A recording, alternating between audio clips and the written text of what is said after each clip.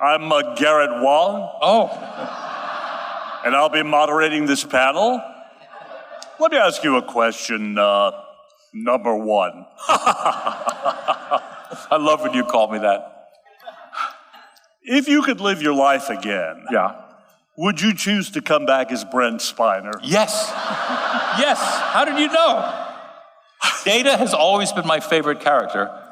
However, knowing Brent as well as I do, I find he resembles lore more than Data. Well, who doesn't love lore? Yeah.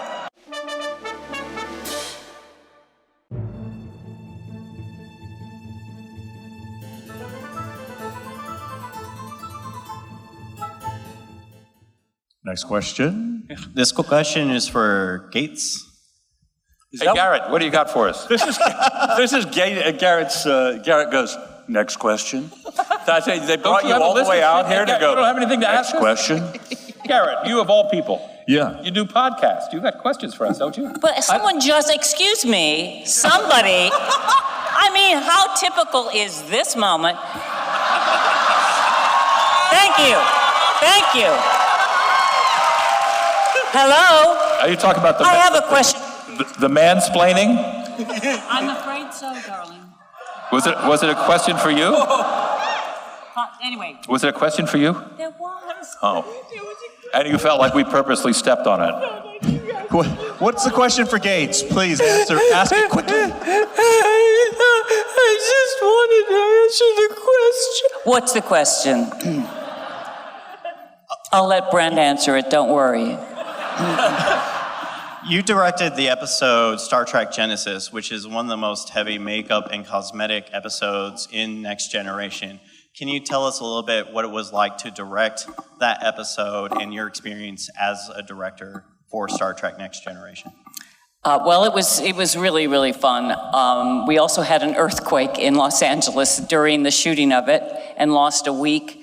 Some people in the crew lost their houses temporarily. It was really amazing.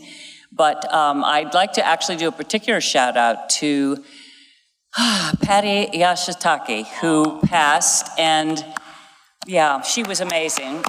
And she did an extraordinary job, as did everyone in the cast, but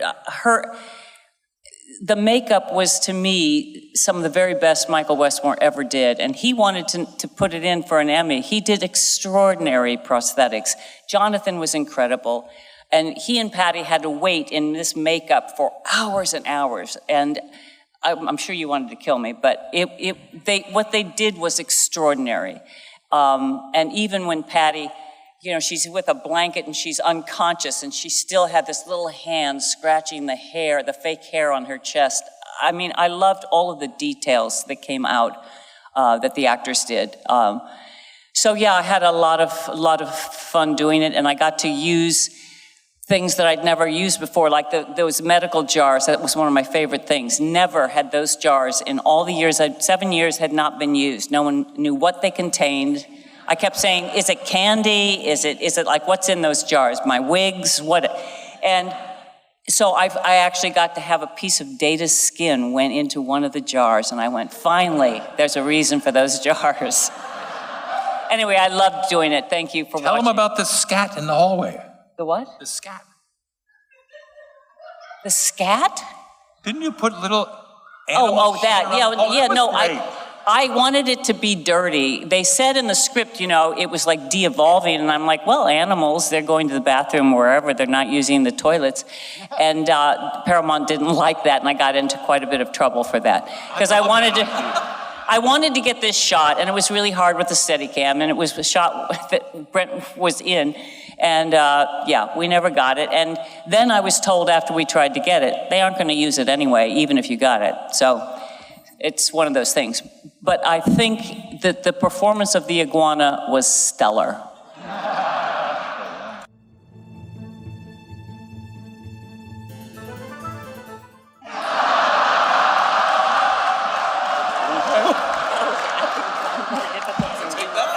I didn't hear the whole thing. How has actually gotten more difficult That as is you've gotten hilarious. less. Gates, you want to take that one?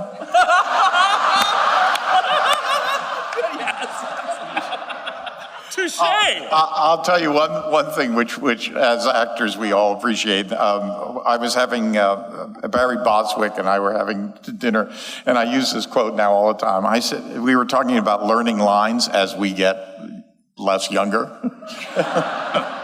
And he said, "Oh, I can learn the lines. I just can't remember them." Yeah. That's perfect. Yeah, I would like, as a matter of fact, my dream role right now is a mute.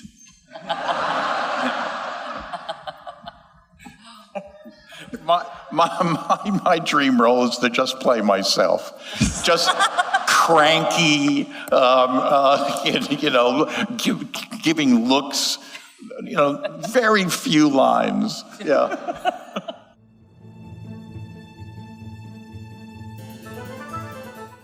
Or were you even listening, Brent?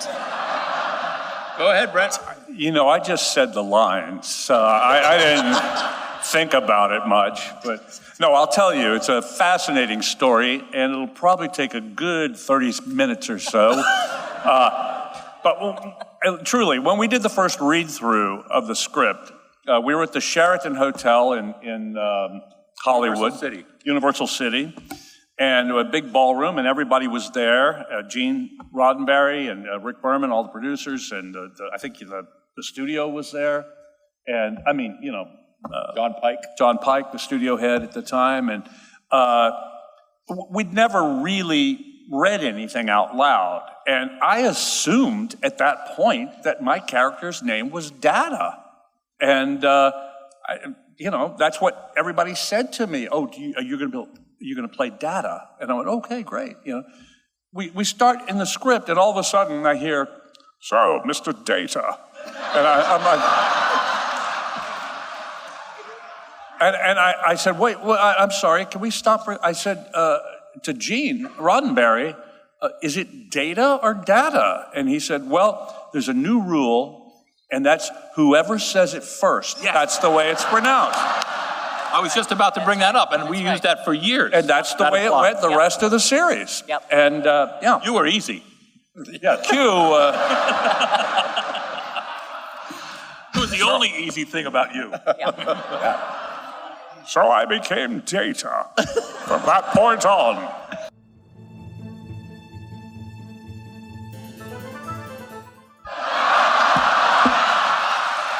Well, luckily he's here with us right now. Let's find out how he's Johnny. Johnny, Yes, sir. do you know what I'm really like? On certain days, yes, sir, I do. I'm very much like this. Have you heard about your friend Ian falling off the stage? Ian McKellen. Yes. My good friend. Sir Ian. Fell off the stage doing Falstaff. His hair is so long. His hair's very long. You must have envied that. I did. Have I ever done my Ian McKellen impression for you? No, but I can think of no better time. Yes. Hello. Hello, I'm Ian McKellen.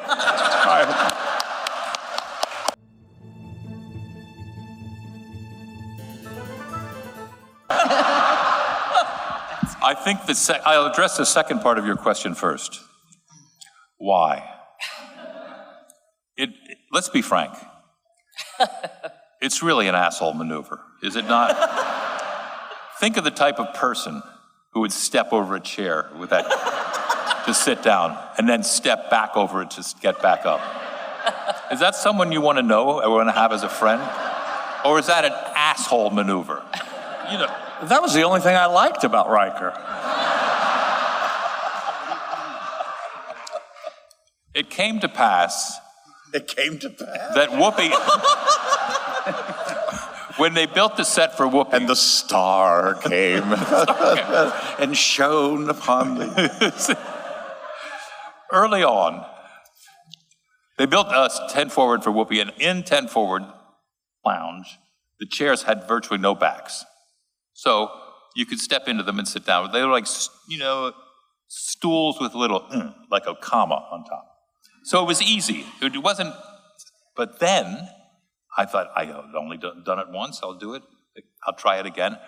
Then it turned into a thing. It turned into a YouTube viral video that I secretly, I'll tell you, very excited and proud of. But the move and then doing it, I'm sure I didn't do it nearly as often as the compilation suggests. So I live with the decision that I made, as we all do. And I think I'll leave it right there. We hope you enjoyed these panel highlights from DragonCon. That's all we can show you here, but if you want to see the full panel and much more, go to dragoncon.tv. You can sign up for a membership for $10 to see panels from the most recent DragonCon and years past. And this isn't $10 a week or a month. It's $10 for a 1-year membership. So check out dragoncon.tv, and of course come back to Phantom Spotlight for more panel highlights and full panels from many other conventions. Enjoy! Hey, this is Wilson Cruz from Star Trek Discovery, and you're watching Fandom Spotlight. Be sure to like and share, plus have fun and follow your fandom. Doctor's orders.